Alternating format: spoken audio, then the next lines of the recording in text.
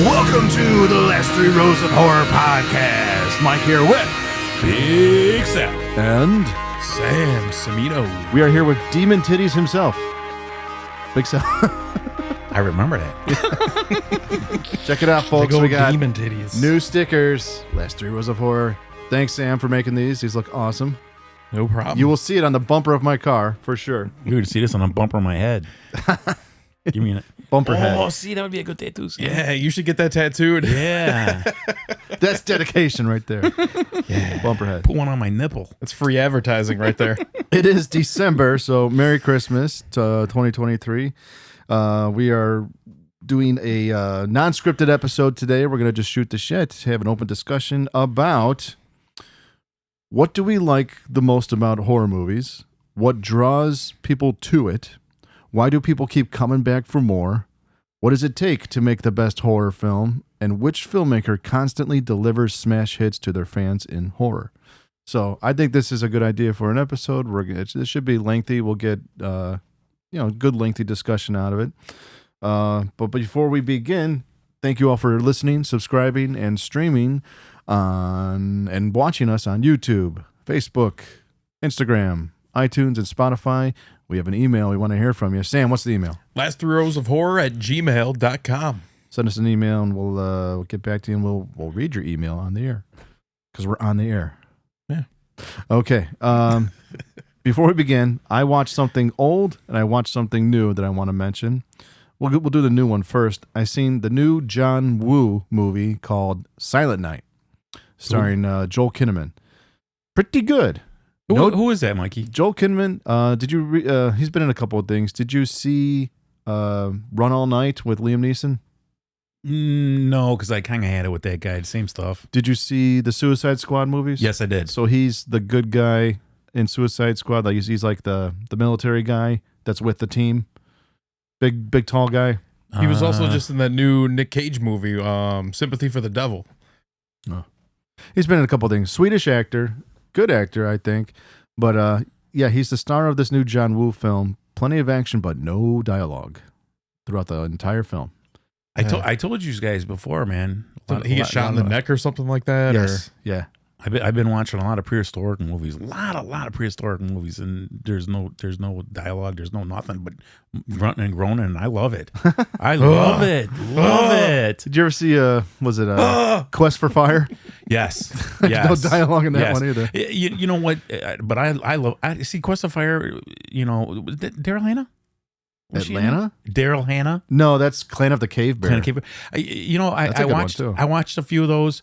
And they didn't grab me like the old stuff.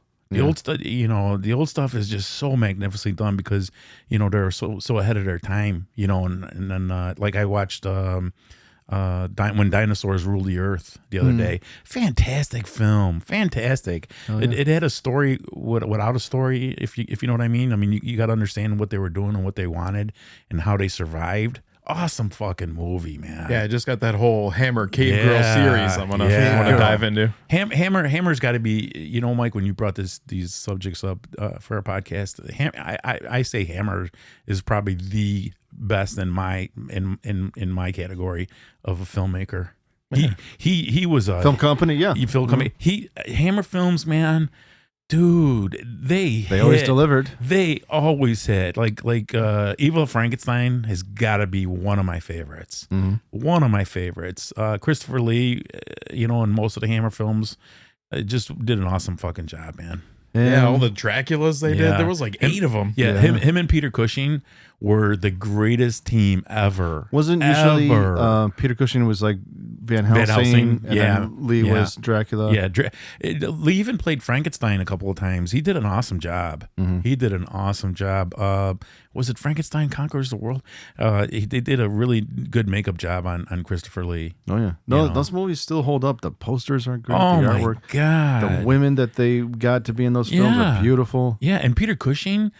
They couldn't have picked a better guy for acting in Hammer films. Yeah, awesome fucking guy. Him and Peter Cushing and Christopher Lee, just the greatest pair ever since Karloff and Bela Lugosi, man. Yeah. So the old stuff still holds up. going to talk about an old movie that I watched, but getting back to Silent Night, a lot of action. It's very similar to John Wick because it's a tale of revenge.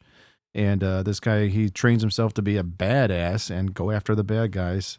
Movie's a little weird with like the montages and like the timeline of things.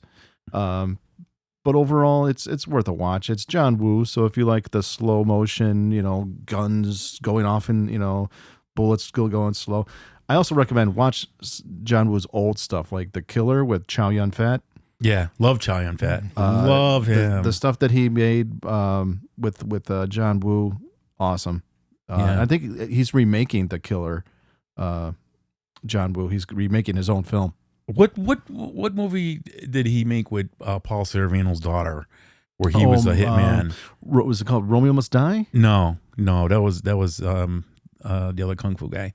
Oh my God, I can't think of it. Mira Sorvino. I know what you're thinking of, though. Yeah, and that was awesome. Chow Yun-fat is just awesome, man. Awesome actor. He was so serious. Who am I thinking of from Lethal Weapon 4? Jet Li. Jet Li, yeah, that was a Jet Li. Romeo Must Die was Jet Li. Okay, but Chow Yun-fat was. Is it called The Something Killers? Replacement Killers? Replacement Killers. The Replacement Killers. Yes, yes. 1998. Chow Yun-fat, man. Yeah. He reminded me of a modern day Bruce Lee because he was very into logic. I like his acting better than his martial arts.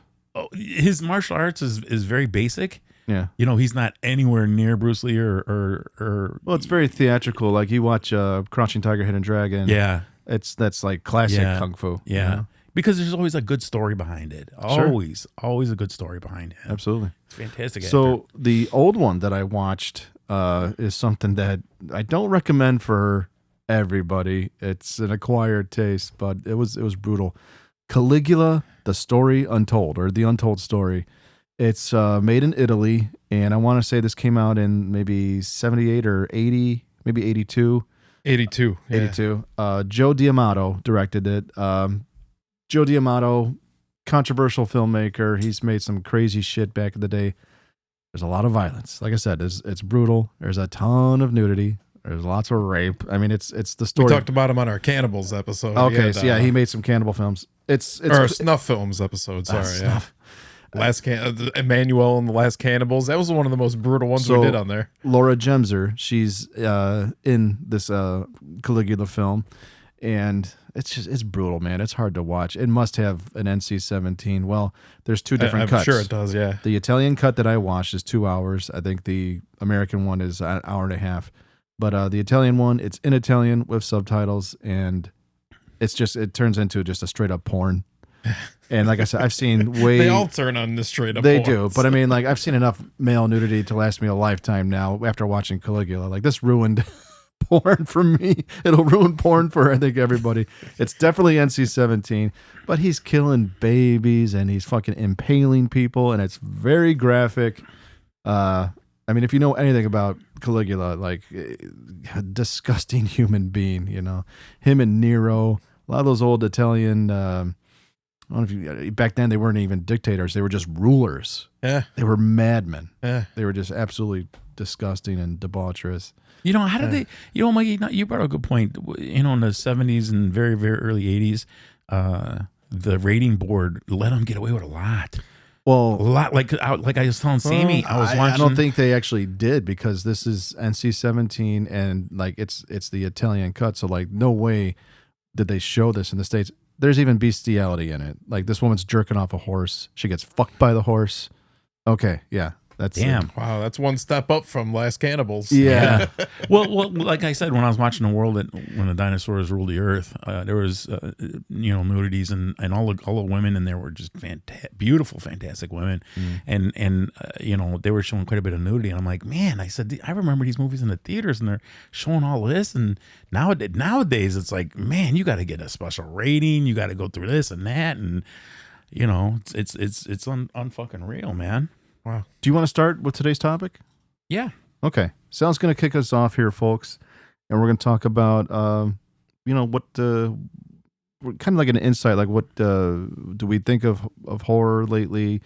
what have we always thought about it? Why do people like it? So, Sal, you got some notes there? Yeah, I'm gonna go with this. You one. start. I'm gonna start with this one here. What draws you to it? What draws me and a lot of our fans is the word of mouth. You know, when we were discussing that at breakfast, you know, buzz. Like when Sammy said, "Hey, Unc, I watched this last night," and you know, then I talked to you, and you're like, "Hey, did you see this movie? This movie? This movie?" Hey, Mike, I did. You know, Sammy was talking about it, and I looked it up on the internet, and blah blah blah. You know, and I think a big part of the reason, you know, why we return and have to watch these is for our basic inner self-satisfaction. Sure. You know, you have to agree with me here. Like we watch so much. I think there's oftentimes we forget. I can't get enough. I can't. There's days where I'm texting Sam, buddy, I just watched this. Now I'm watching this. I just watched. I can't get enough. But is that buzz like specific to horror? Do you think? Like if someone's like, "Oh, you got to watch The Crown. This is the best movie." You know, it's all horror. 9 out of 10 times it's. I mean, I'll go into different directions. You know, I was telling Sammy, what was that, Sammy? That one movie, the Marsh King.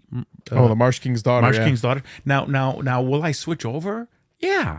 You know, because like I said a billion times, too much anything's no good. But the draw of horror, it's like a drug for me, man. It's like an uplifting kind of thing for me during the day, and it's an adrenaline rush too. It is. It's like for me, it's like a car crash. You can't help but look. Yeah, I mean, you know. Here's the thing. Motion picture and TV is such a big draw because that's what they do with food service business. Man, my youngest son who owns a gym, Vince, he constantly tells me we eat too much in this country, but that's all you see. Every commercial is 9 3/4 time food. And that's what movies do to people. Yeah. You know, they've got to see it. Like Sammy said, The Crown, man, everybody's watching that. It becomes the an British addiction. thing. Yeah. It's the same as like collecting. It is. People that still collect physical media, like, DVDs, Blu-rays, whatever. Collecting can become an addiction. Yeah, and I want to bring this up too. Like hopefully our poster session comes up soon. A lot of the posters and stuff we read in the paper and see on TV, man, it draws you in. Yeah, you know, it's like the news. It's like why do people watch the news? Because they like seeing. I don't want to say they like seeing bad things happen, but it is.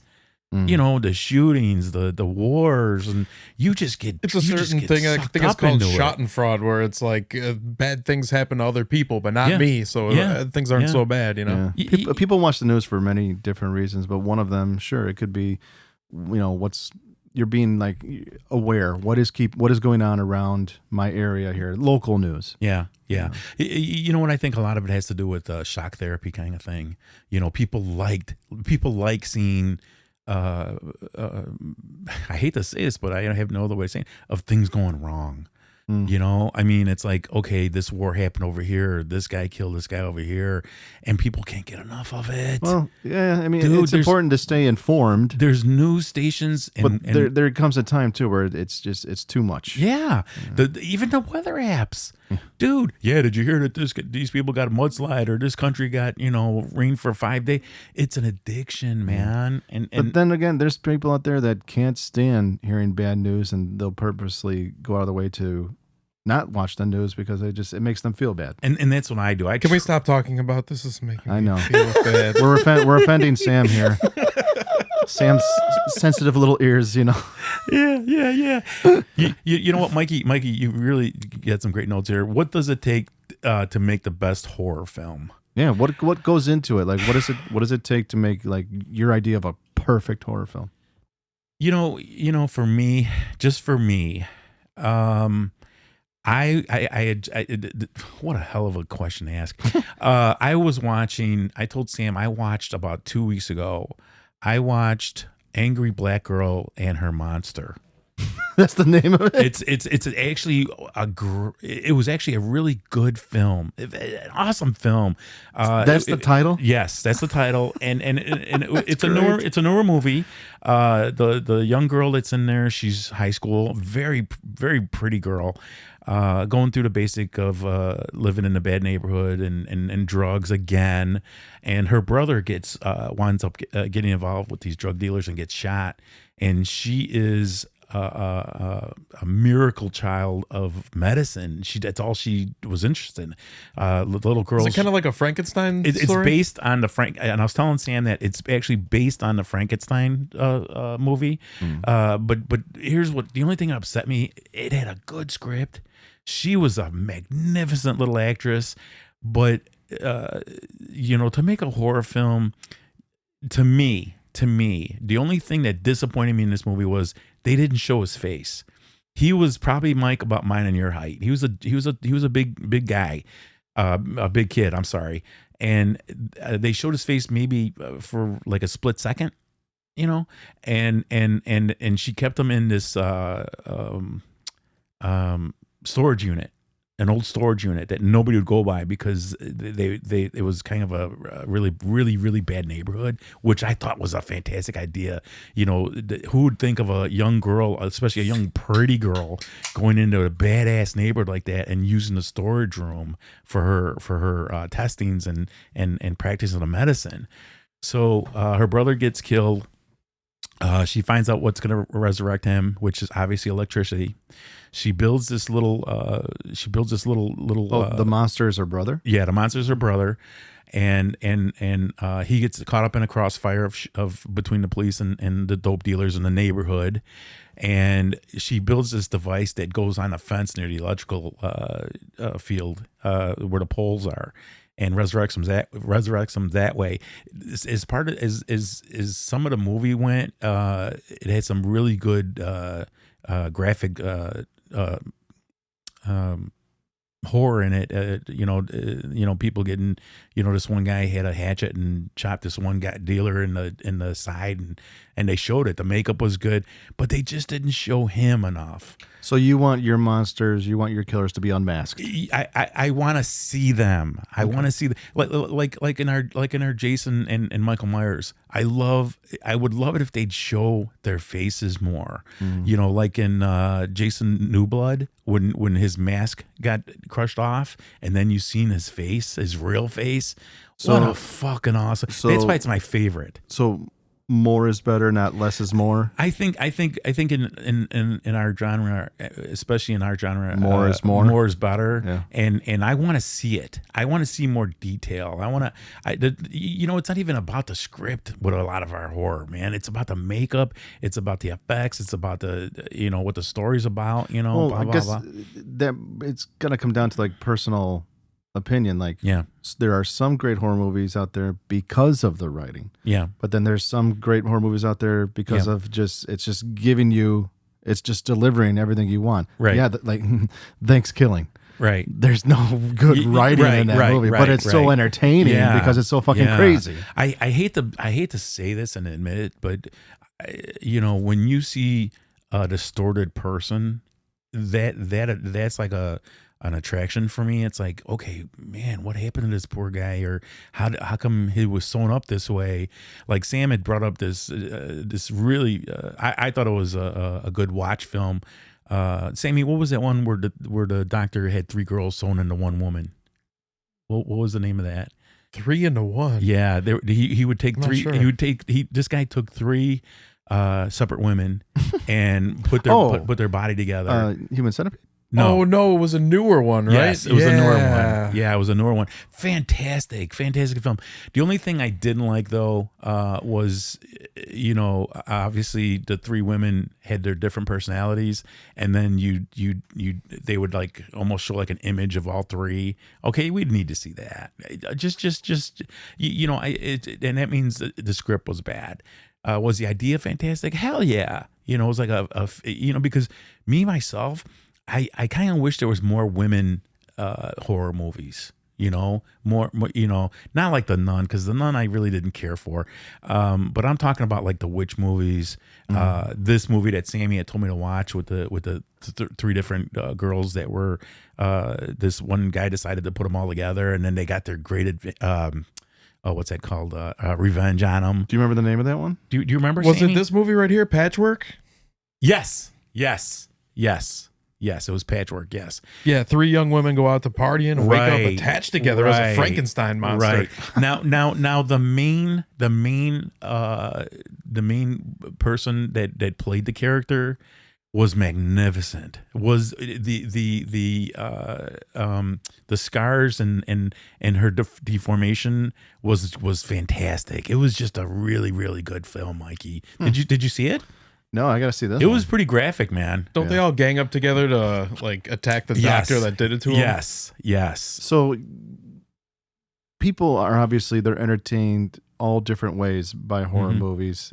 You're just stating your opinion. What you think makes a good horror movie? You know what? Art the Clown was one of the biggest eye-opening films for me because there was so much gore and the disturbing makeup he had on. I mean, you talk about a movie that delivers. Yeah. Especially the sequel. Yeah, because even in our genre, I know, Mike, you said a couple of times in our podcast that sometimes the gore is too much for you and that doesn't make a movie.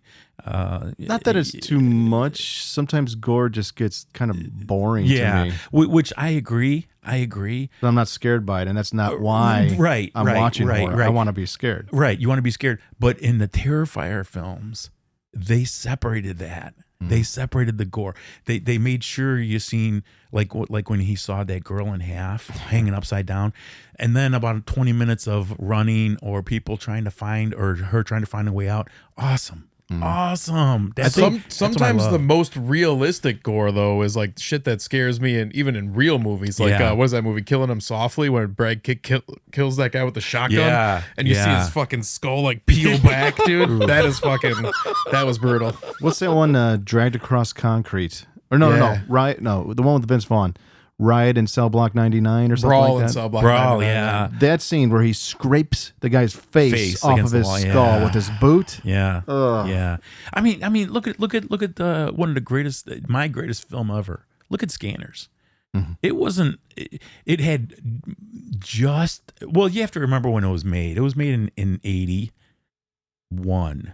It was made in 81, and there wasn't that much gore.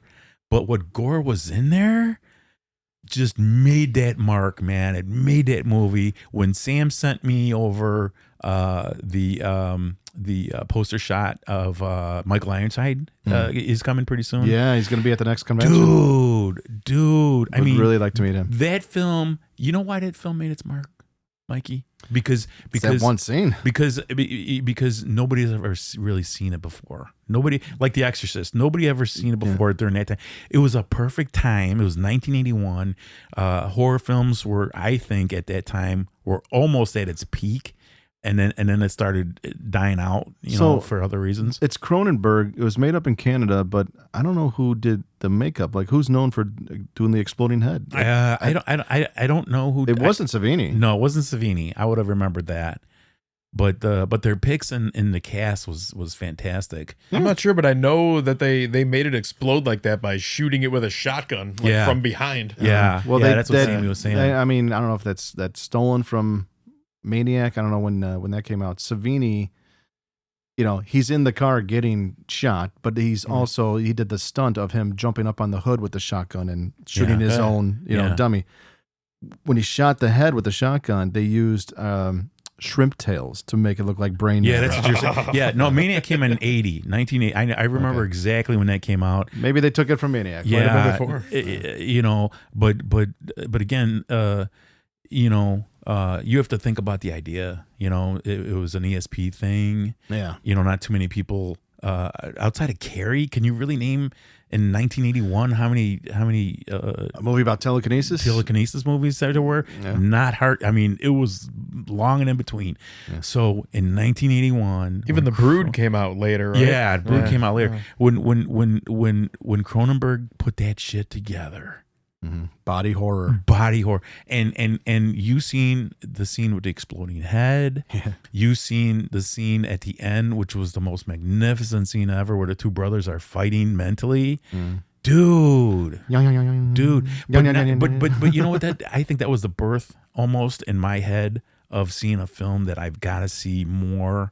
That's what I loved about Outer Limits, man. Oh, yeah. Right away they showed, what being was from outer space, or what we created ourselves, human ways and stuff like that. So for me, man, it's more I gotta see. I know my nephew here had a great point when he said sometimes it's best to see the at the end.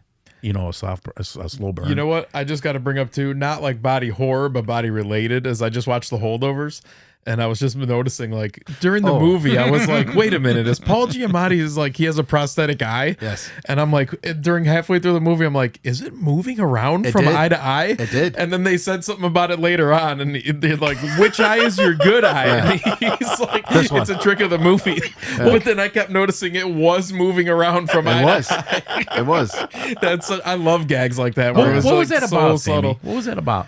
Mike talked about it on the last episode. Yeah, it was like I don't remember Paul Giamatti is stuck in like a over the winter at a school with like kind of these kids that are left behind. They're called the holdovers, and he's got to take care of them. And turns out like this was one he a kid he teacher? really Okay, Teaches history. okay, because there was a lot of films with the cook always had to stay behind. And the cook does stay behind in this one. Okay, dude, you will laugh your ass off. It's a dark comedy. Is it? It's a dark comedy. Alexander Payne directed. I think it's going to win. It was phenomenal. I loved it. Yeah. All you got to do is mention Alexander Payne, man. He's awesome, dude. Him in film, man. Whew. So okay, Sal. Why do people keep coming back for more? Because it's an addiction. Yeah. There's so many. There's a drug addiction.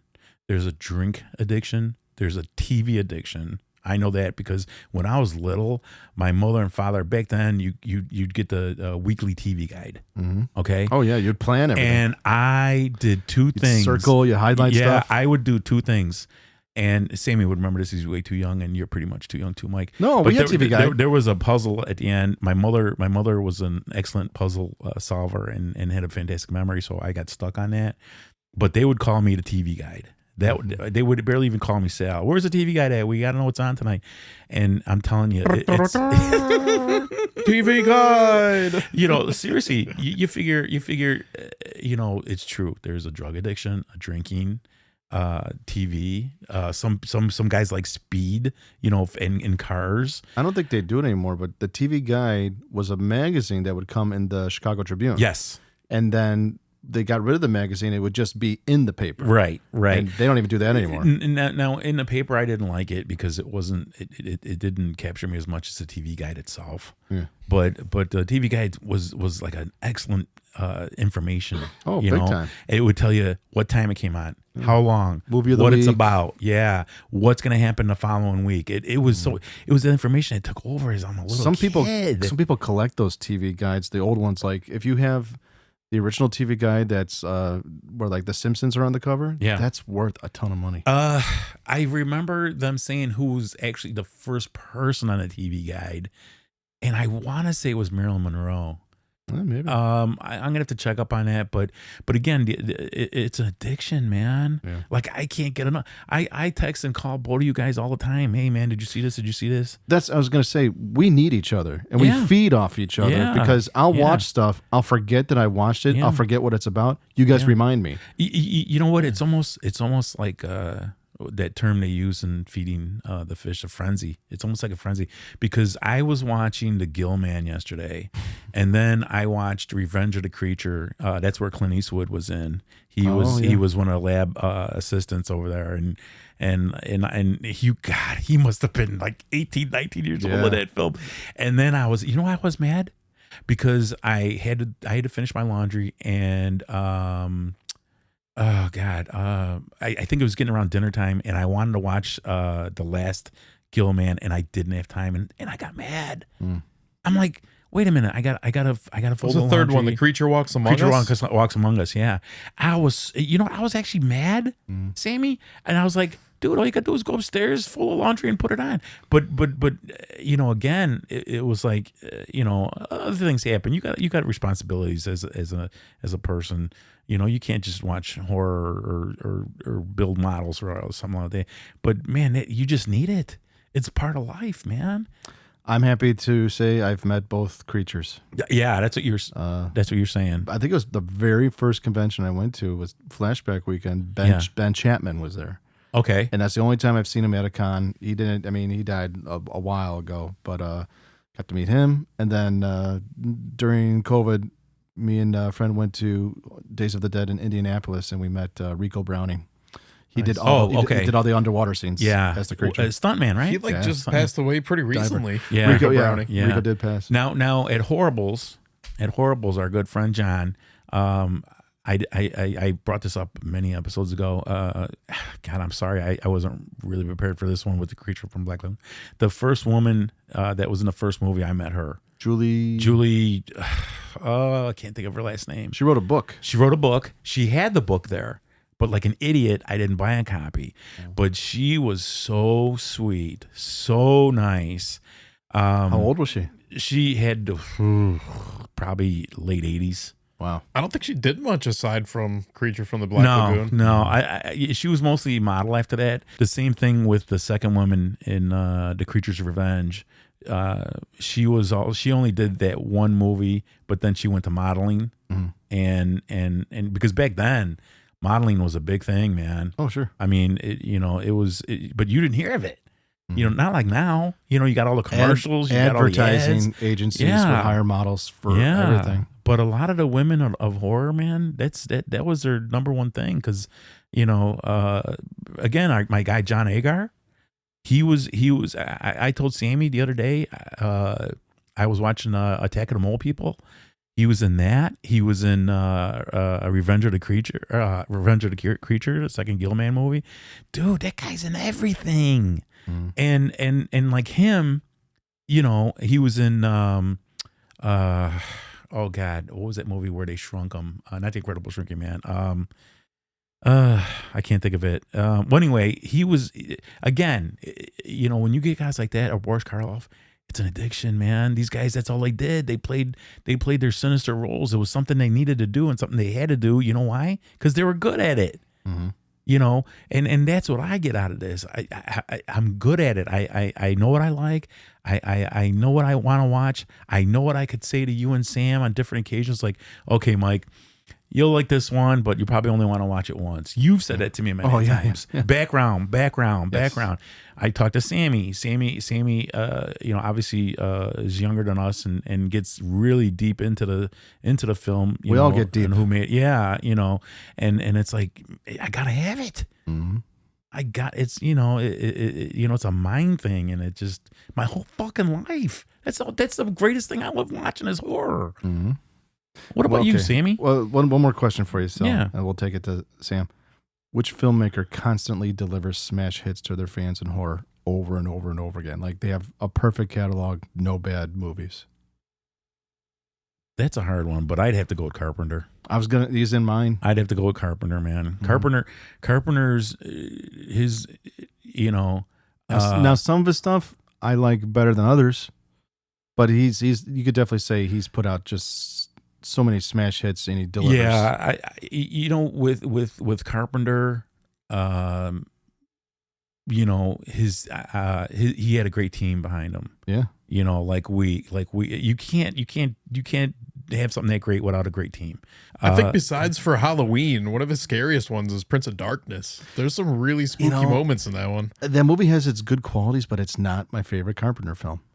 That's just me. I think there's some parts in the church, like when it's dark and they're like, the woman wakes up and her face is peeling off. I see where Sammy's coming from.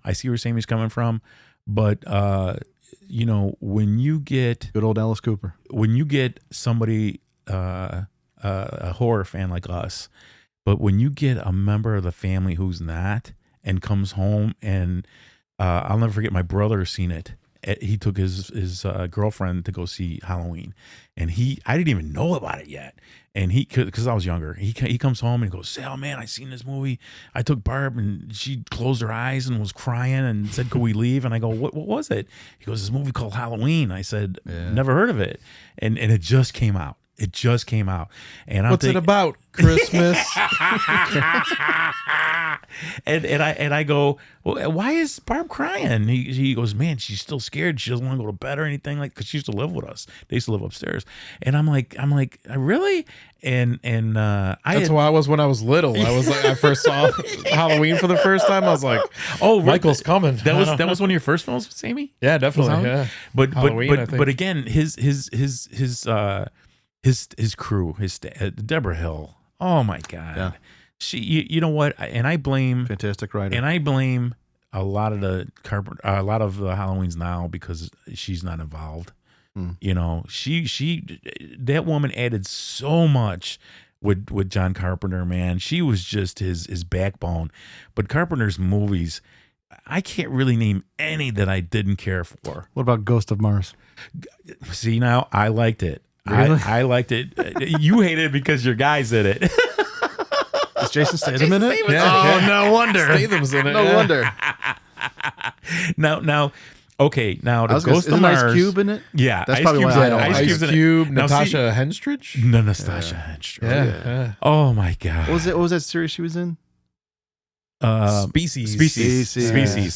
Magnificent. You know what? The idea of that was great. You know, they opened up a cave. You know, they let out an evil. You know, evil took over the whole planet. And Mars, bitches. Mars. You better get your ass to Mars. So I thought it was a really give them air. Damn it, Cohagen, give the people the air. But you know what that film was? You know what that film was, Mikey? That I put the Ghost of Mars right with Halloween 3. Yeah. It when you first watch it, you're like, "John, really?" But then you watch it again. Oh, okay.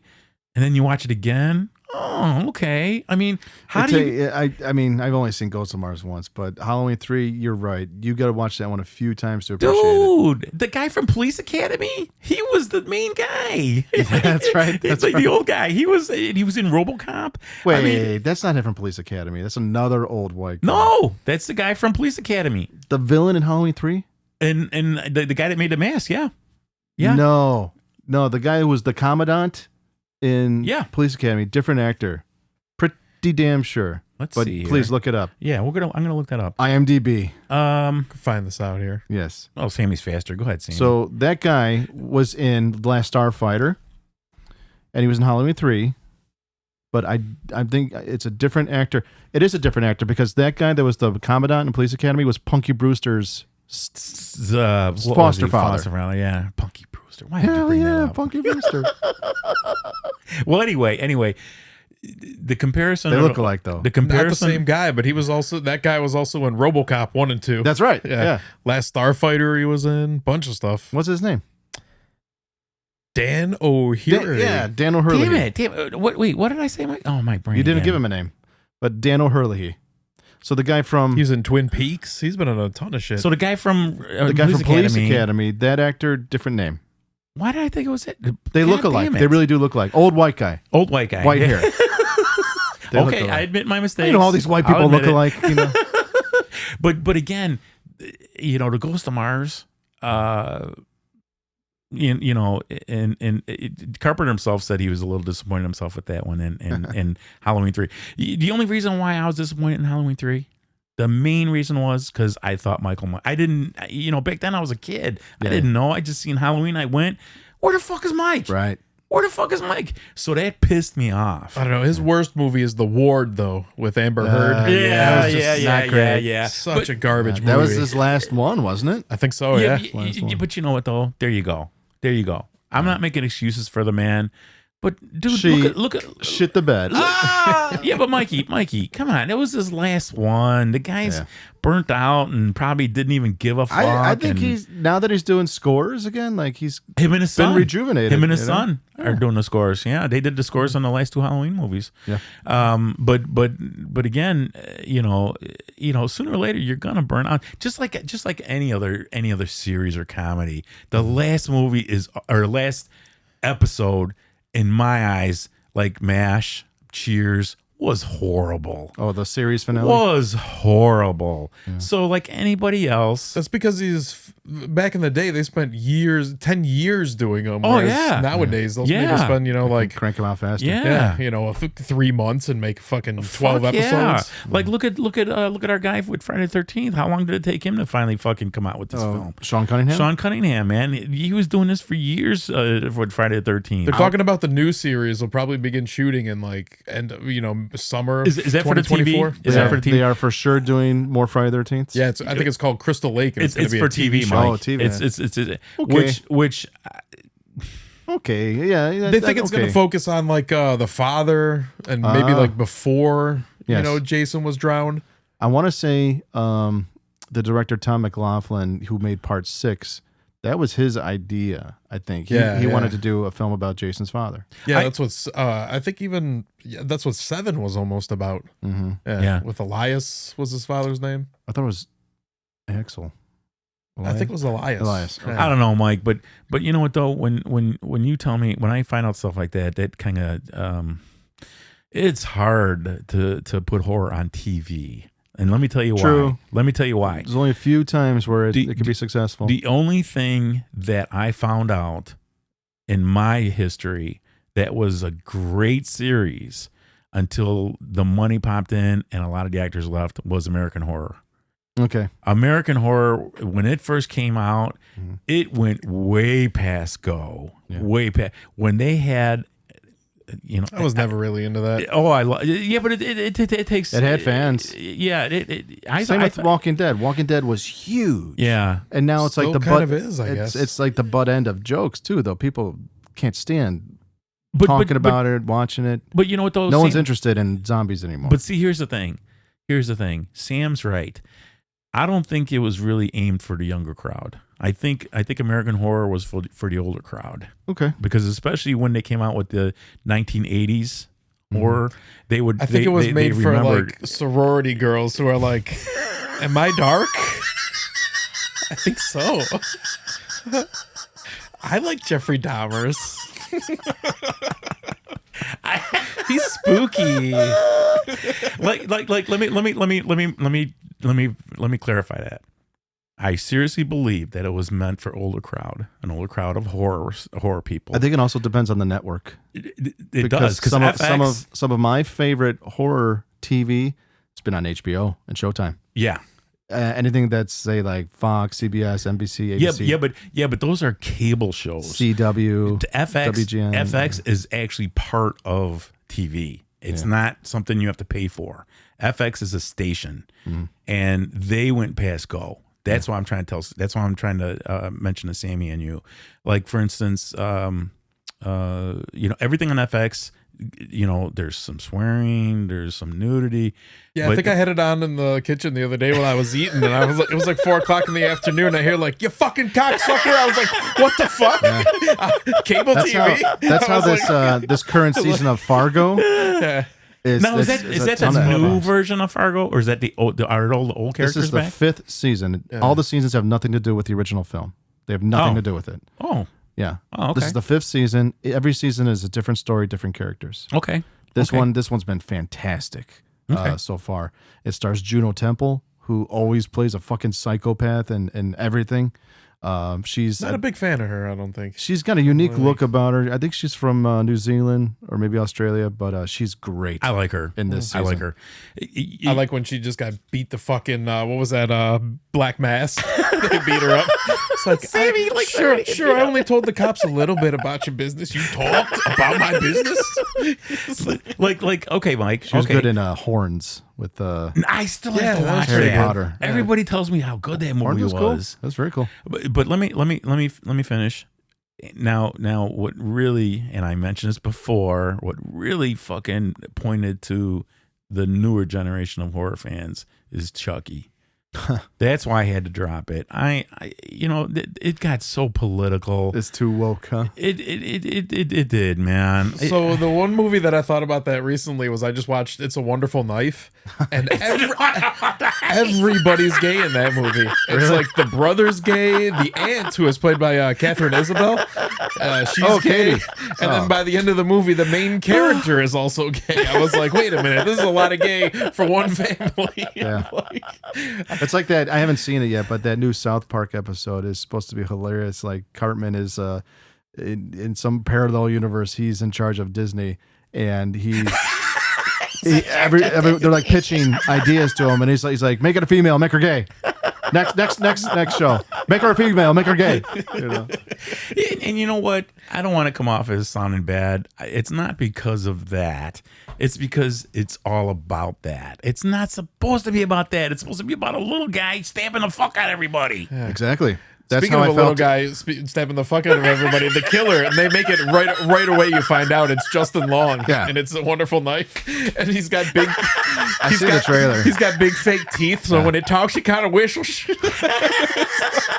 And he's got that big pompous douchebag haircut. He looks hilarious. I did see the trailer. He's great. I love Justin Long. I don't care what everybody says. I told you guys, I love Justin Long. He's great in Barbarian. There's something about that dude, man. He's like, go ahead and sign the contract.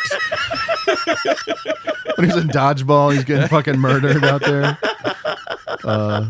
Was Accepted was kind of lame. What's the one Waiting? That one was good. Yeah, never seen Accepted that. Was good.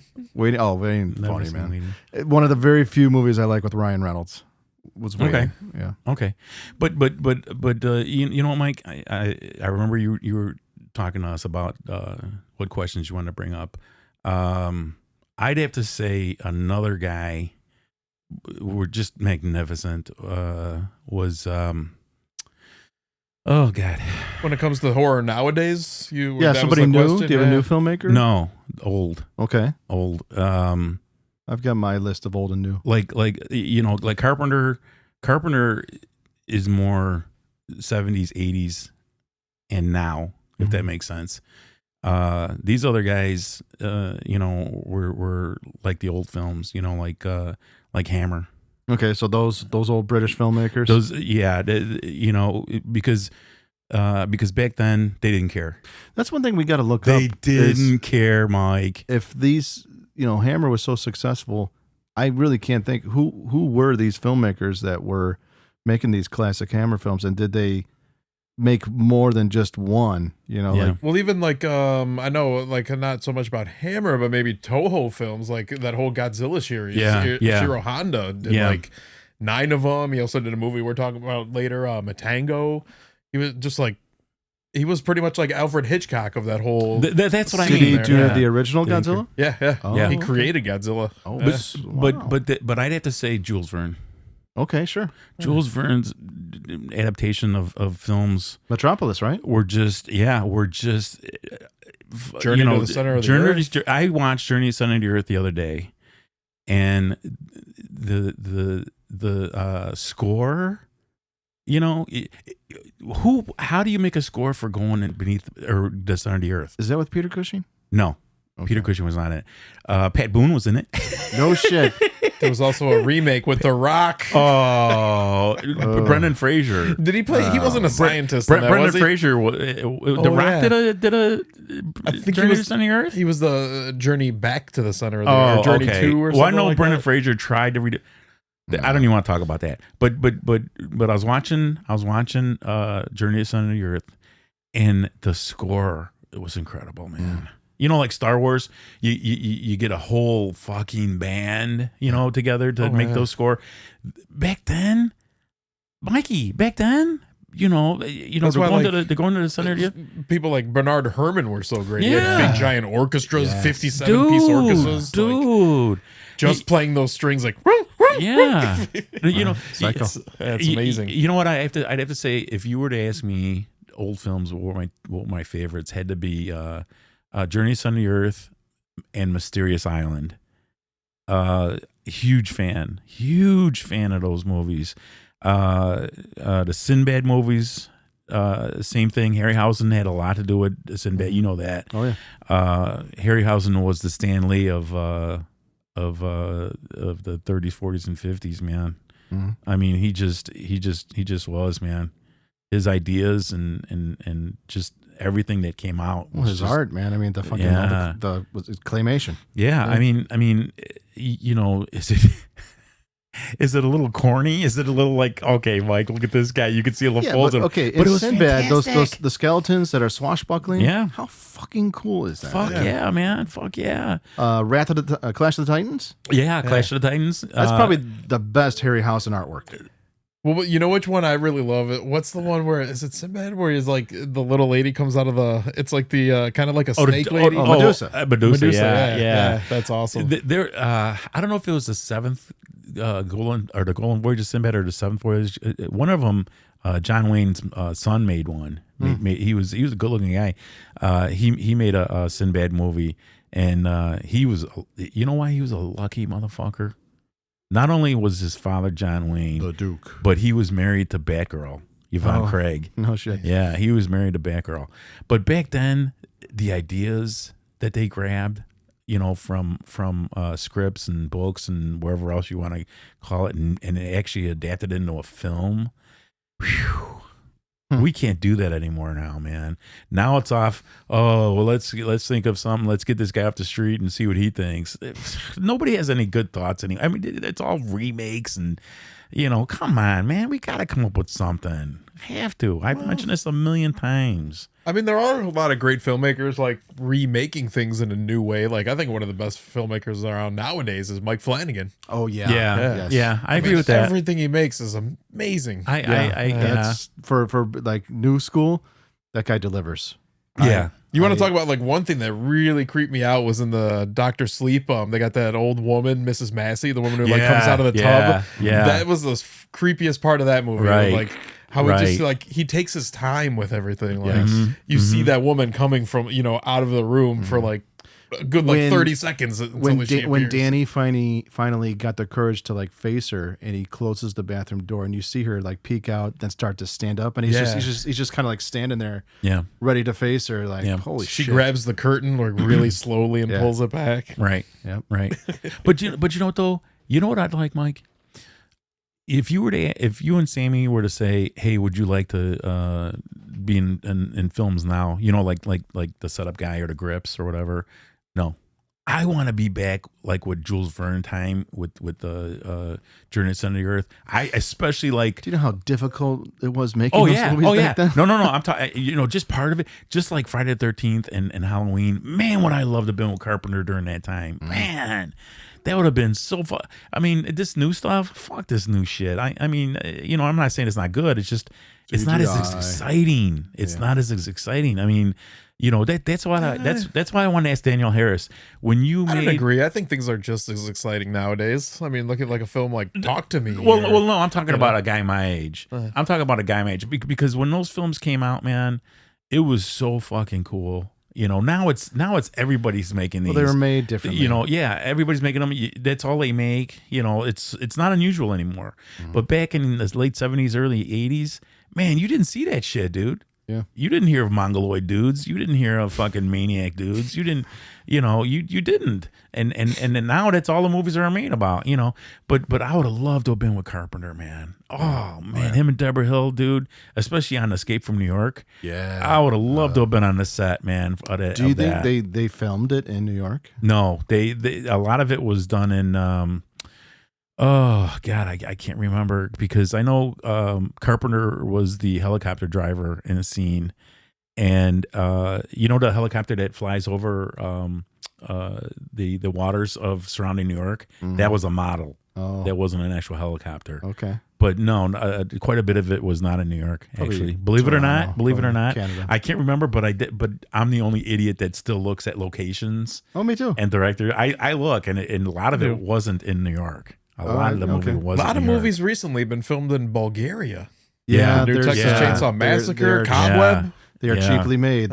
Right. It's like for the longest time, people were going up to Toronto because Toronto looks like Chicago and New York. Yeah. That's where they shot the new Scream movie, even though it's supposed to be New York. I think it was Montreal or something like that. I guess for tax reasons, it's more cost effective to. Well, I know Chicago, man, it costs a fortune to make a movie over here, man. Probably. Oh, yeah. You know, the city we just nail these poor people to the wall, you know, the industry.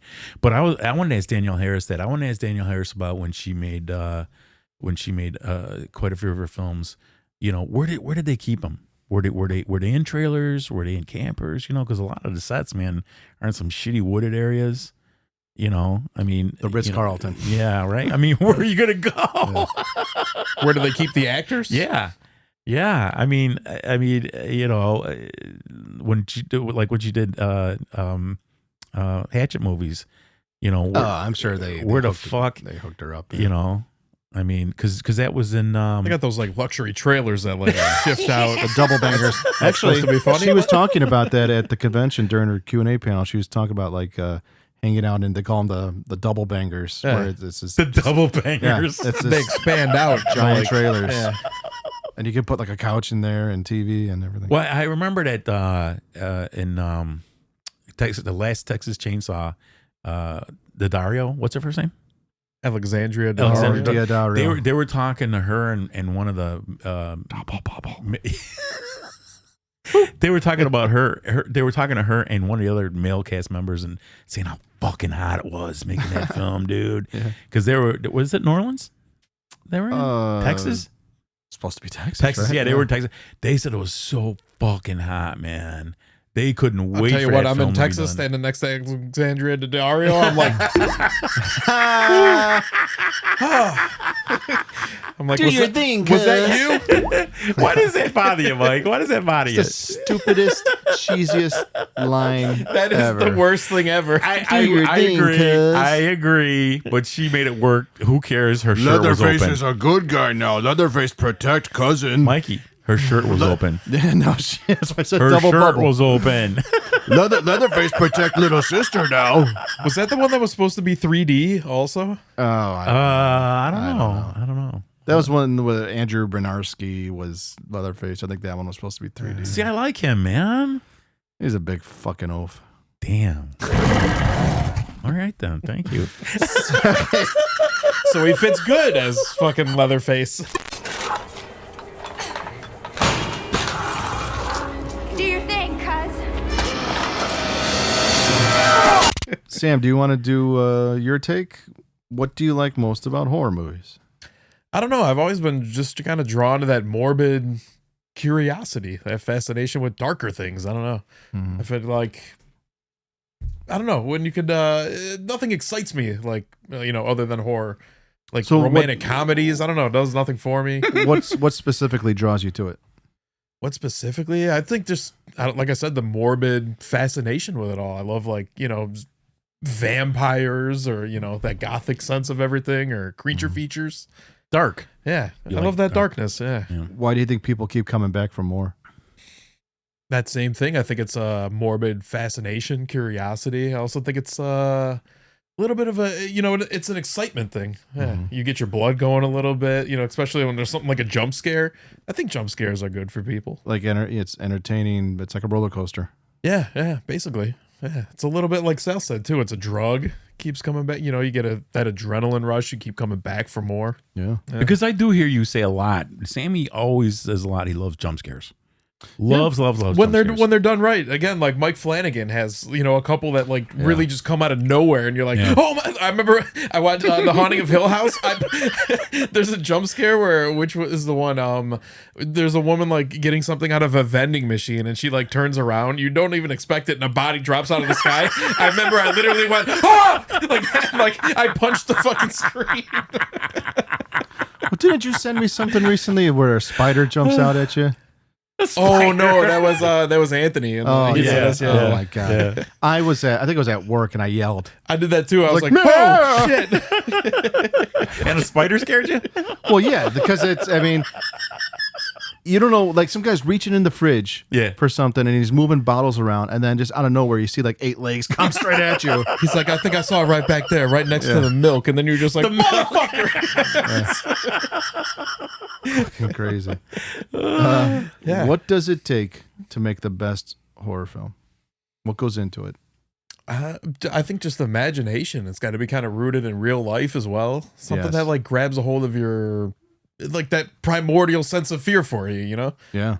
Like something, I think a lot of horror comes from like feeling powerlessness. Yes. Yeah. Something like that. So just something, I don't know, that for me at least, it's always things that are rooted in real life, you know? Like something you'd pan across, like wake up and see something in the room. It plays upon real horror, real things. Yeah, I think so. Which filmmaker constantly delivers smash hits to their fans in horror?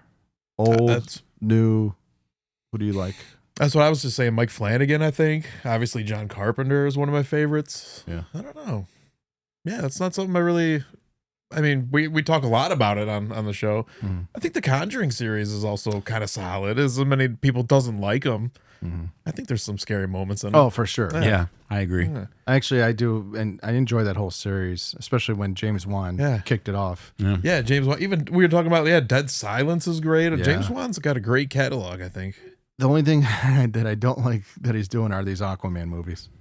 Yeah, there's a new one coming out pretty soon. It's fucking garbage. Amber No, Heard. I like Aquaman, dude. I don't know. Never been a fan of that first one, I couldn't watch. I made it 20 minutes. 20 minutes, I turned it off.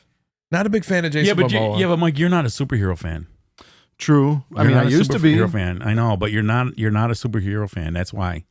It's just way too much CGI, and I don't know. Growing up, I never read Aquaman. I was never a big DC guy. I like Batman when I was little, but Aquaman was not my favorite like go-to DC character. You know what I just watched that was great? It was the second season of Loki. Okay. That was really good. Yeah, they really did a good job like bringing his story arc around full circle. It's so like they kind of like finished his storyline. So it's totally about him, not Thor? Yeah. Do they like show a lot of Valhalla? Not in this one. No, he's like in the series. He's like kind of in the beginning of the series. He's apprehended by something called the TVA, like the Time Variance Association or something like that. And it's all about like time travel, and he's trying to fix this time stream. And yeah, it really works out nice though. Do they bring back Anthony Hopkins to be Zeus? No, I don't know. But it's great. It has a lot of like time travel moments in it and hopping back and forth. Is he a good guy, Sammy? He started off as a villain, but yeah, he's a good guy now. Yeah, because when he was that's one of those things. Thor, yeah, like he I was a bad guy. He was always in the '66 version cartoons. He was a mean, badass motherfucker, man. He wanted Thor dead, and that's it, and his dad. Yeah, in the second season, he kind of comes around to being more of a hero. You know, does She-Hulk have her own series? Yes. Yeah, she does. Really? That's all right. Yeah, you didn't hear about that at all? No, I didn't. Who plays her? It's not bad. I don't know who the actress is, but it's pretty good. Yeah. Is she like big, huge muscle? Yeah. I gotta check that out. Yeah, you haven't even seen the preview? No. Oh, no, I haven't seen. I've seen YouTube clips. What's his name comes back as the Hulk. Mark Ruffalo. Oh yeah, he's in it for a couple episodes. Here, I'll show you right here, Sal. She-Hulk. That's what she looks like. Damn, she's pretty big. But is that makeup and like special effects? Yeah, it's all CGI. Okay, probably why. But she's big though. And she's twerking. She twerks with Meg the Stallion. Stop it. See now, come on. This is why I won't watch shit like that. Not a bad. It's all about I forget his. Abominations is in this. Tim Roth. Oh, he is. Yeah, he runs like this whole retreat for like angry superheroes. I do like Tim Roth. So does she rip out of her clothes too? No. Damn it! I'm not gonna watch it. Spandex. I mean, she does, but they're not gonna. It's on Mike, Marvel. I'm not gonna watch it. It's a Disney show. They're not gonna show her. Oh, it's a Disney thing. Yeah. Oh. How come Hulk's pants don't rip Disney. off? Huh? How come Hulk's pants don't rip off? Because they don't want to show his pee-pee. Yeah, but okay. What about Mr. Fantastic? This is Dong grow like his arms. It could. I like that one with These are important questions. with Edward Norton when he's in South America and he's like, pants massa stretchy. All right, I'm gonna do mine. So, the question is, what do you like the most about horror movies? I think for me, the way they make you feel, and everybody has different personalities. Like if you, I'm gonna just come off sounding like a psychopath here, but if you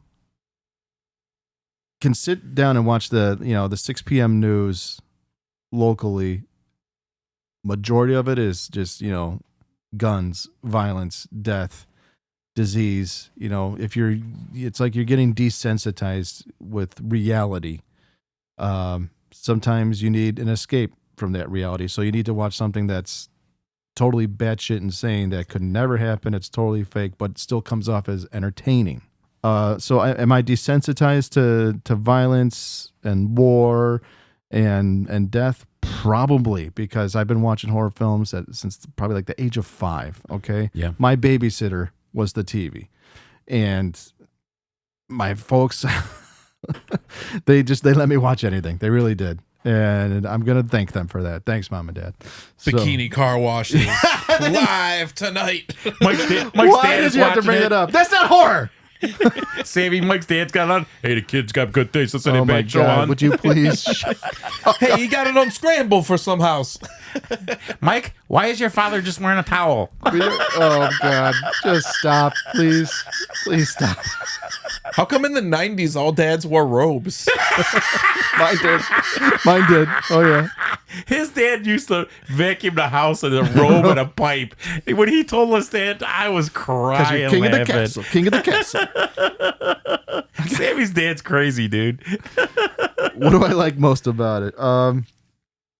The way that makes me feel, the entertainment value, the overall feeling. Like it's to me it feels powerful. Are you satisfied? Are you satisfied after a good horror film? A good one? Yeah. I feel good. I feel like from the filmmaker's point of view, like, oh my God, this guy reached out and he got me. Like it's from a filmmaker's point of view, I think that's a powerful feeling. Sometimes I actually seriously sit there and by myself will go like this, give it a thumbs up in a film. I will. I do. Sometimes you're when like something Caesar, is like, so good, as the credits are rolling, I go, "Fuck you." Well, there's been often times where as soon as the credits roll, I'm like, "What? That's it? What the fuck kind of ending is that? 2 thumbs down." But that's a term of endearment. When something's so good, I just go, "Fuck off." You act mad, but you're actually very happy. He gets mad. What the fucking credits? They had no right to make me feel that way.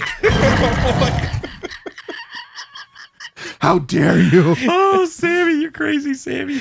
A couple of Mike Flanagan things, like what was that, Midnight Mass? I was like, fucking.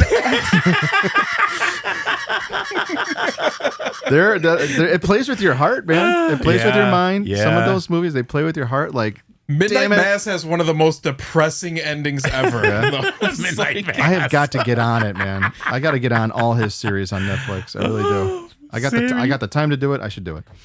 But I think there's power behind being a filmmaker like that. Like if you enjoy scaring people, not to be an asshole, but just like, as a joke, as a goof, where if you go boo and you make someone jump, it's funny.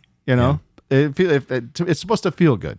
Because maybe not so much to the person that it's happening to. Even adults do that now. They'll be behind you. And they think it's fun. No, seriously. I know. I see old people doing it, kids, I love babies. these videos on YouTube where the guy's dressed as a plant. Yeah. When people walk by and he stands up and they jump out of their skin, and they're swearing. They're swearing in front of I watched this one that was kids. so funny the other day. This guy comes out of a New York convenience boat, a bodega, and it's an obviously fake dog. And there's a woman walking by, and he's pretending like he's blind, and he goes, "Whoa, down killer!" And the woman's like, "Get a hold of your dog," and he's like, "Fuck you, man! Come on, man!" And she's like, "I'm a fucking what?" She's slapping shit around at him. That's pretty good. Yeah.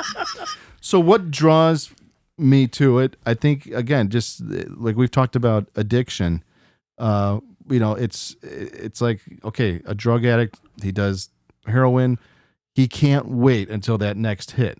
he can't wait to just do it over again and just relish in it and stay at that level. Of hair on, Mikey? Hair on. Okay. Or these days it's Adderall or fentanyl or whatever. I feel you.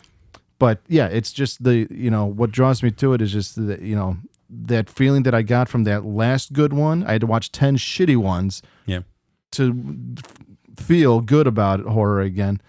That's the excitement part. That's why I keep coming back. And that's why I think people keep coming back, because they know, okay, this film had a significant, it gave me a significant feeling that I only get, in a rare occurrence. I want it again. So I'm going to keep going back and to make sure I can get that feeling again. Do you get mad sometimes? When a movie doesn't deliver. Yeah, I get angry, dude. So do I. I feel like I wasted my fucking money. This is if I'm going to see it in the theater. But even if it's at home, I feel like I wasted my fucking time, and that's hours that I can't get back. 2 movies that made me so angry, I thought I was gonna fucking get up off my recliner and smash all my action figures. Was Five Nights at Freddy and The New Exorcist. I was ready to tear everything apart, man. I mean it. I was angry. Yeah. That's what these things do to us, Mike. Well, we all knew that The New Exorcist was going to be a big fail. But, dude, it's a movie. And it made me that angry, dude. Yeah. That one was bad, but I don't know. Five Nights at Freddy's wasn't that bad. The Exorcist did make me mad. Yeah. That was fucking horrible. Well, I think we did it proper by tearing it a new asshole. So. Yeah. What does it take to make the best horror film? So much. So many little things, so many big things. Sound, lighting, writing, the way you want you wrote and directed this film, the way your vision is in your mind, you want it to be the same in the viewer's mind, getting that across to them. That's got to be difficult. See, when you asked that before, I almost said like, what kind of good production makes it good? A good absolutely. movie, like it has to take you out of the moment. But then I was like, I stuttered for a minute because I'm like, no, it doesn't make sense, because Host is just like a Zoom meeting basically. It all depends on how they film that one. It depends on what you personally like in a horror movie. Sometimes you look at something so bad like Troll 2. Okay, the movie is so bad, but it's good because it's low budget. It's a foreign film, but if you had, say, $1 million budget to make Troll 2, would it be any better? No, probably not. Because of the budget they had, and even though it came out, as one of the worst movies of all time, the best worst movie, good documentary by the way, because it came out as being so shitty, it almost has that quality to it. Yeah, like I mentioned, Thanksgiving, gobble gobble, motherfucker. I mean. That's a bad one, though. It's so bad, but I mean, if you put it on in the background, like in a bar where people are drinking and laughing, they look at the screen, they see a fucking turkey killing people. It's funny, It comes across as this is entertaining. But when you have multi-million-dollar budget, something that like A24 puts out, like how much do you think they spent on making Hereditary or Midsommar? Yeah, they probably spent a good $20 million. They spent a good buck, right? Yeah, probably. Yeah. But those movies came out fucking stellar. Because I think of their production, man. Yeah, people have a vision. Yeah. So yeah, that's my answer to that. And that's what has to make a good horror movie is everyone has to be on their A game. Everyone has to have a vision for it. For sure. You all have to come together. Everybody on the crew has to come together for that vision. Yeah. Like a lot of people are like, we're often like, fuck David Gordon Green for that movie, but it's like it wasn't just him. It was he didn't write the movie really. I mean, kind of, but I mean, not Danny much as much as like a comedic actor. There was 3 other people with him. But see, that's why I tell Mike, like when Mike brings up the producers or directors, I said, dude, I'd blame the writers. Fuck. Or sometimes you said like some people don't fit in movies. That's the casting director's fault. Yeah. Why did they put Michael McDonald, a comedic actor, in Halloween? That was funny. He was one of the 2 Bills, the 2 Bobs. Oh, come on, damn it. Little John, Big John. Big John, yeah. Okay. Yeah. That's where you stood when you killed your sister.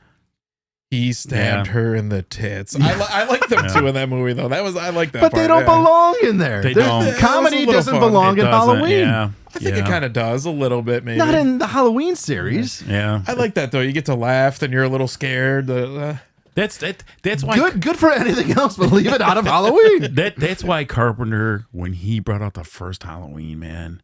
Yeah, there's no comedy in the There first one. was not a laugh to find in that. Maybe when the kid tripped on the pumpkin. I know you. When he dropped it, you mean? It would have been better if they would have kicked his ass after. I was hoping that little bastard get his ass kicked because he was a sissy. But anyway, may I finish? I like that. We got to bring back. I'm gonna start calling people sissies, and I'm gonna start. I think I'm gonna start calling people bozo more. Bozo. Hey, bozo. You're like Mac from It's Always Sunny. Hey, I'm gonna start calling people bozo. Maybe I'll throw in some jabronis every once in a while. Yeah, like Iron Sheik, dude. You're a no good cocksucker, motherfucker, jabroni. you sissy. No, I got a good one. Panty waist. I've never heard of that. Never heard of panty waist. All right. Which filmmaker constantly delivers smash hits to their fans in horror? I got old school and I got new school. Old school, definitely Carpenter, Craven, Romero. One after the other. Just Three of the greatest. Everything. Majority of everything they did was fucking great. Especially like Romero, man. His stuff is classic. All those guys. New school, I really like Ty West. I really like Lucky McKee. I feel like everything in their whole catalog is interesting, and Lucky McKee's a funny motherfucker. Yeah, man. He's a funny motherfucker. He's obsessed with lesbians. He really is. That's a good thing. Of course, how could you forget Ari Aster when it comes to that situation? Hereditary, Midsommar. I didn't see the one with Joaquin Phoenix yet. But Was Afraid, I thought was great. I thought it was one of the best movies of the year so far. Yeah. But it's not horror, right? There is some horror in it. Yeah, he's like afraid of everything. So it's like there is a couple good jump scares in there. There's one part in the beginning where he's like taking a bath and he looks up at the ceiling. Oh, there's just a guy like hovering above the wall at him and he drops down on him. Dude, there's a lot of weird. We gotta include the guy from Us. Jordan Peele. I think he's doing great. Peele, man, where he came out of. Just out of thin air. He is fantastic. Get Out. I love his shit. Yeah. Love his shit. We could also throw Alex Garland in there. He's been great. Ex Machina. Oh, okay. What did he do? Men? That whole thing. God damn it, I still haven't watched that. Men was trippy as fuck. It was like watching a nightmare. It really was. Wasn't it? Oh, yeah. When she's in the tunnel and she's making the echo with her voice, and then you see the person at the opposite end of the tunnel like get up and start like coming towards her. Fucking. Oh yeah. I still haven't watched that, Mike. She cuts his hand like from like right there like all the way down. It's fucking crazy. He's trying to get it hanging in her. It's like a cut arm in half. Damn. Long ways. Like the Terrifier. Not as gory. Not as gory as Terrifier, dude. But that one, it's a slow burn. You're gonna have to really take your time with it. Okay, but it's worth it. Okay, it has like a weird message that it's not like entirely in your face, but like the end of the movie is when they super fucking crazy. Gotta watch. I still haven't watched that. That's another thing. There are so many horror movies that kind of have not so much a political agenda, but an agenda, and some that have like a message out there, social commentary. Look at the original Night of the Living Dead from 1968. Yeah. Tons of social commentary in that one. Romero was, I think, he was onto something, and it's still true to this day. Like Men, there is a message there, and I kind of get it, but again, that's open to interpretation. So, that's all I got. I'm going to continue watching horror probably for the rest of my life because I will never stop being a fan. I'm with you on that. And going to continue doing the podcast because I love this. I love you guys. I love our fans. I do it for the fans. I'm with you on that. You know, it was a good one. It actually just came out on Netflix today. Was Leave the World Behind. That one with it has Julia Roberts in it. Ethan Hawke. Oh, I like Ethan Hawke. It was written and directed by Sam Esmail, who did like Mr. Robot. Oh, cool. Yeah. Ethan Hawke I saw it. Anything. It was great. It's kind of like what you wanted The Happening to be. Oh. Yeah, it's like that same kind of thing. There's all these weird like events happening around them. You're like, what is going on here? Is it the apocalypse? Is it? She's only done like one thriller that I know of, but one of my favorite thrillers of all time, Sleeping with the Enemy. Yeah. How hot Dude. did Julia Roberts look in that movie, man? But like, you know, when she escapes and she starts this whole new life, like it's a good fucking story. That guy was such a creep. Yeah. Her ex-husband. Yeah. Oh my God. He looked like he beat the shit out of you. What's his name? Patrick Bergman? I don't know. I don't know his name. British actor, I think. He made his role. He did a good job though. I love Sleeping with the Enemy. Yeah. So well, we're gonna wrap things up on that right now with that. All right. That's I guess all we have. You guys got anything else? yeah, I want to bring up that movie with Sammy, the host. Oh yeah. How hard must that have been to The make host? that film? Yeah. Which one? You talking about the one with With the laptop, with the South with the, Korean one? Yeah, no, the one where they were. I forget the guy's name now.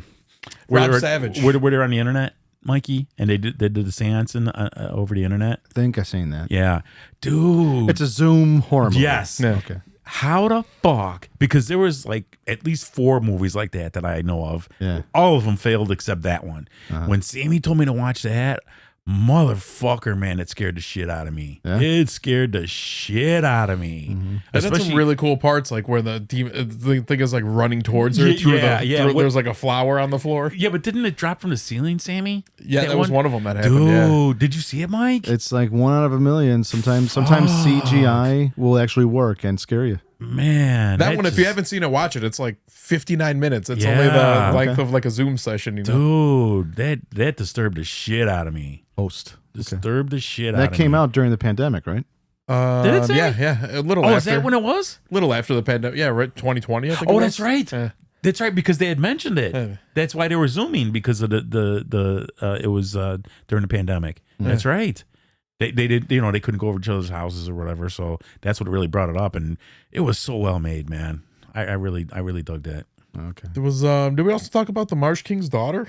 He mentioned it, but I don't even know I mentioned what it it too, is. Yeah. It has Daisy Ridley in it. Also, Ben Mendelsohn. Mm-hmm. Oh yeah, I like fucking that. awesome, and everything he's in. Yeah, but basically, in the beginning, like it's this woman. She's living with her father. He's teaching her to like live off the land and stuff. They're obviously like survivalists. She's got her mother there and everything. And then one day, this guy like wanders into their camp, and Ben Mendelsohn ends up shooting him. There's like a big manhunt and everything, and the mom takes the daughter and gets away, and was like, "Yeah, he kidnapped me, and like that's how I had you and everything." And like, yeah, it's like Daisy. It picks up on Daisy Ridley's life, like 20 years later after her father's been in prison for a long time, and he like ends up like escaping 12 from years. prison and comes looking for her. Ooh, He was in there for 12 years because she was 8, and then it says 12 years later, and that's when he broke out of jail. And dude, it was Mike. It was an incredible film. Not a horror film, but when it comes to reality, it is a horror film. If that makes sense. Sure. Because I'll look at that one. If I don't know how Sammy came out of that film. I feel like he probably raped her, and that's why he got the daughter. Because That's what they put it out as. Yeah, it was like, he, I mean, we were texting back and forth, and I was like, he's such a badass. He's so awesome in this movie. I was like, he was a rapist, survivalist, cop killer. He was fucking horrible. Sounds like a bad guy. He's a piece of shit. A great bad guy. Sal was like, he was so cool. He could smell in the wind where food was coming from. I'm like, he raped the woman. He tattooed his daughter's face. Yeah. Really? Yeah. Oh, you got to see it. We won't say why, but dude, it was fucked up, dude. Yeah. Daisy Ridley was good in it. Yeah. So was Ben Mendelsohn. Cool. Yep. I'll look at that one. Awesome What was that? film. Gareth. What was that guy's name? Gareth. Oh man, he's been in a ton of movies though. Played the husband. Okay. Yeah. I can't think of his name either. Oh, Sammy's gonna look it up. I'll look it up. Marsh King's Daughter on Netflix. Yeah, Garrett Hedlund. Yeah. Sounds familiar. No, you've seen him in a bunch of stuff.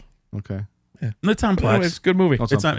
I seen it on Plex. Yeah. So I told Sammy I knew nothing about it. Nothing about it. And I'm like, you know what?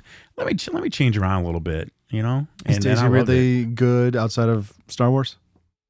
I haven't really seen her in much. I don't think she's really been in. Oh, that is much. that who that is?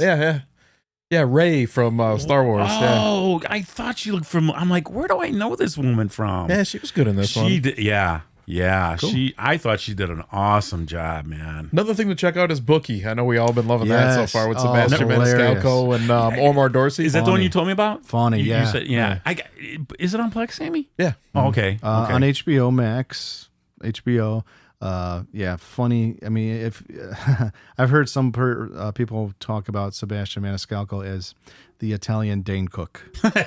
Now, he is physical in his comedies, but I think he's better quality than Dane Cook, just my personal opinion. Oh, but 100%. his acting's very good.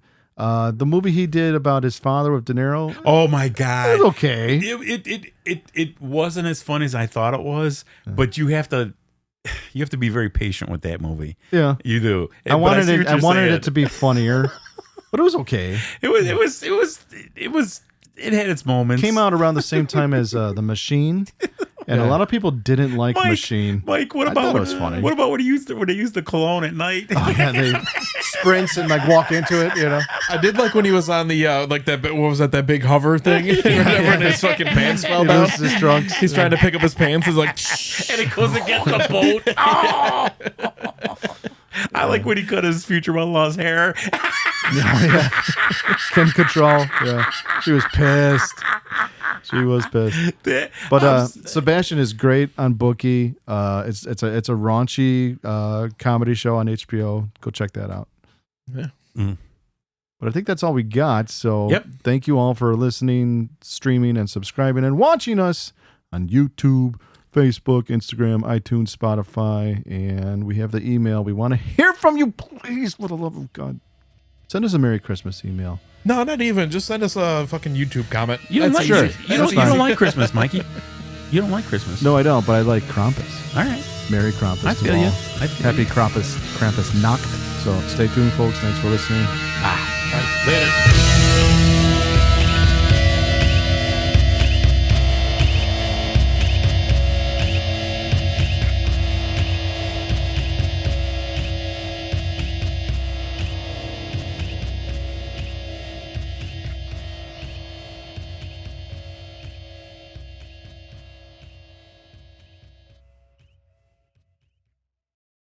Fuck you. Fucking see you next Tuesday. That's why.